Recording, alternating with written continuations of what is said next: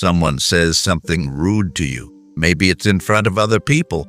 Maybe it's your boss, your colleague, someone you thought was your friend. And in that moment, your mind goes blank. You feel the heat rise in your chest. You want to say something back, something sharp, something powerful, something that makes them regret opening their mouth. But nothing comes out, or worse, you say something you immediately regret.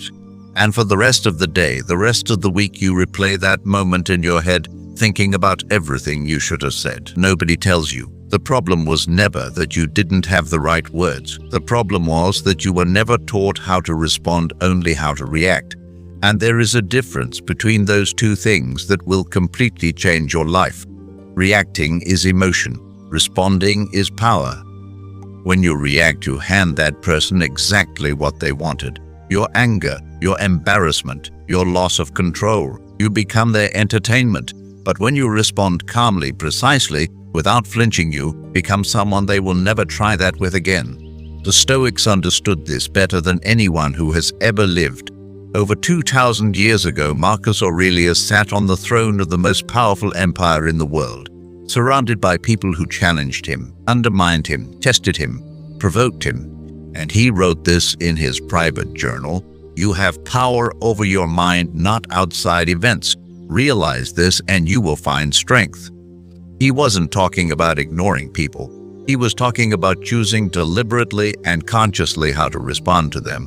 That choice, that pause between provocation and response, that is where all the power lives. And today I am going to give you 5 phrases that live in exactly that space. 5 smart replies rooted in Stoic wisdom that will stop anyone in their tracks without anger, without losing a single piece of yourself. Smart reply number 1. Thank you for sharing that. I know what you're thinking. That sounds too soft, too polite, too weak. But hear me out, because this is one of the most psychologically devastating responses you can give to someone who is trying to provoke you. Here is why it works. When someone says something rude, something designed to hurt you or embarrass you, they are expecting one of 2 things.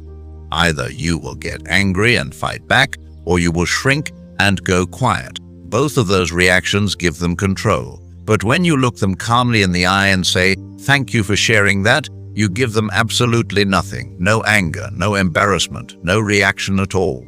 And that absence of reaction is completely disarming. Because you cannot argue with someone who refuses to argue. You cannot embarrass someone who refuses to be embarrassed. Epictetus wrote, "It is not he who gives abuse that affronts, but the view we take of it as insulting." In other words, the insult only lands if you let it land. Thank you for sharing that is you catching the insult in mid-air, looking at it, and setting it gently on the floor. The person who threw it is left standing there with nothing.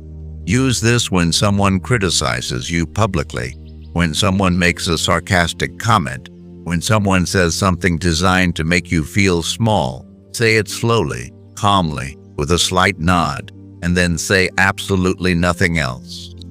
The silence that follows will be louder than anything you could have shouted. Smart reply number 2. I understand you see it that way.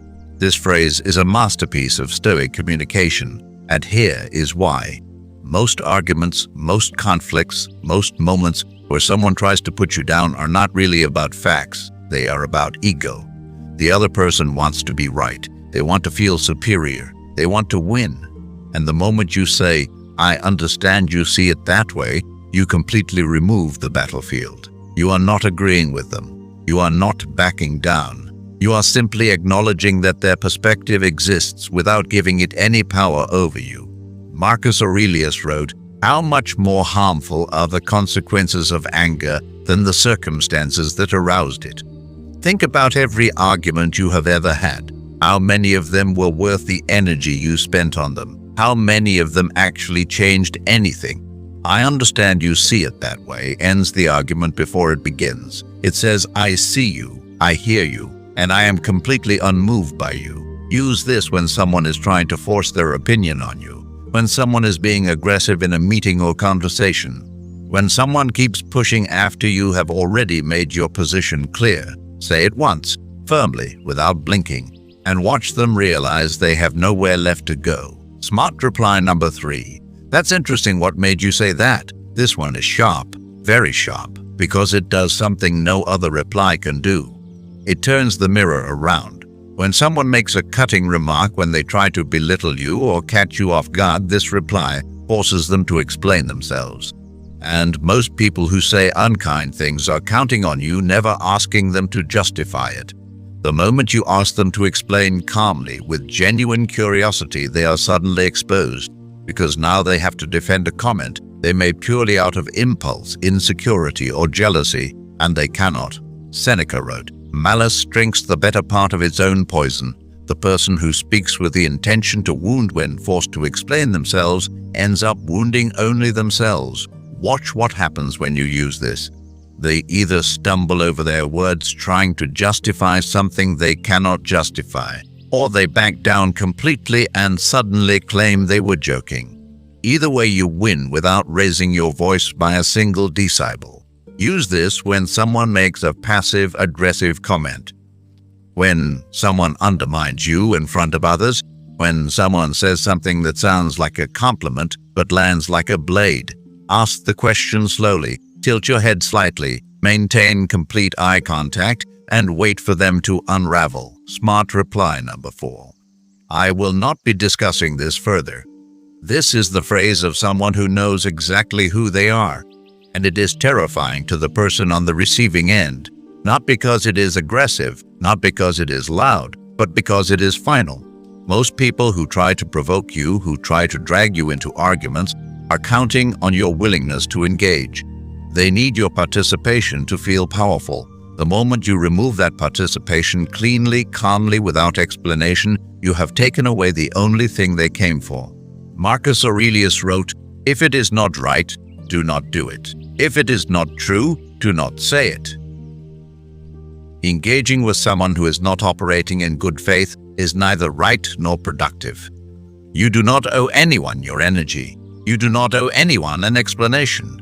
You do not owe anyone the satisfaction of watching you get rattled.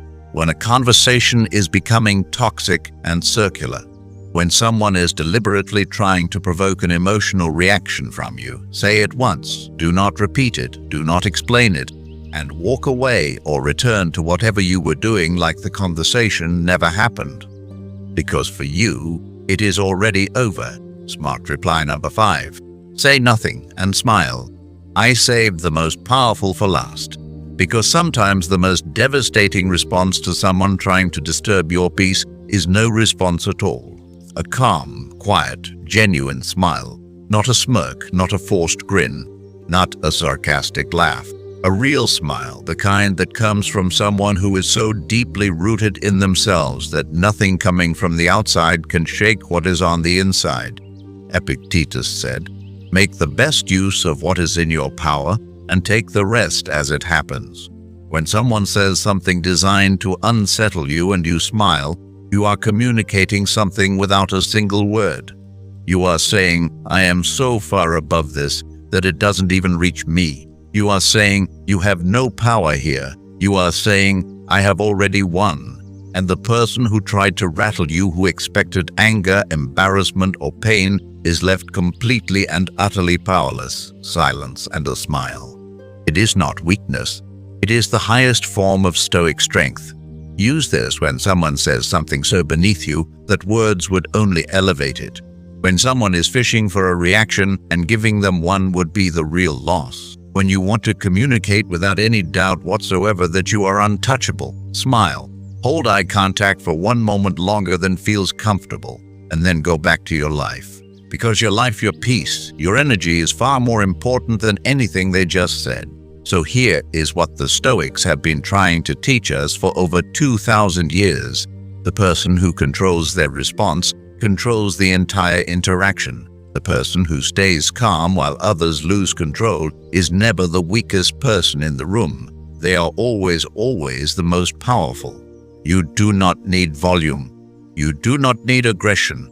You do not need the perfect comeback thought of 3 hours later in the shower. You need presence, stillness, and the right words delivered from a place of complete inner calm. Thank you for sharing that. I understand you see it that way. That's interesting. What made you say that? I will not be discussing this further. And when words fail, smile and say nothing at all. These are not just phrases, these are shields, built not from anger but from the 2,000-year-old wisdom of the greatest minds who ever lived. Marcus Aurelius said it best, waste no more time arguing about what a good person should be. Be one. Stop arguing. Stop reacting. Stop handing people the power to disturb your peace. Be so grounded. Be so calm.